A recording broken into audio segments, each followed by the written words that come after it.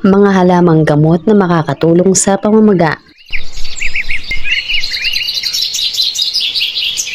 Una ay luyang dilaw or turmeric.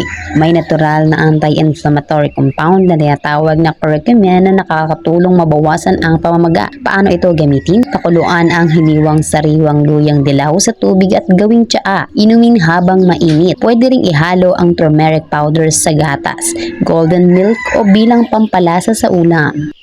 Pangalawa ay luya or ginger. May gingerol na kilala sa anti-inflammatory at pain-relieving effect. Paano gamitin? Gawing tsaa. Pakuluan ang hiniwang luya sa tubig sa loob ng 10 to 15 minutes. Pwede ring ihalo sa pagkain bilang pampalasa. Pangatlo ay lagundi. May natural na anti-inflammatory at analgesic properties. Paano gamitin? Pakuluan ang dahon sa tubig at gawing tsaa. Inumin ng mainit. Ang pang-apat ay sambong, kilala sa kakayahan nitong magpabawas ng pamamaga at pananakit. Paano gamitin? Pakuluan ang dahon sa tubig at gawing tsaa.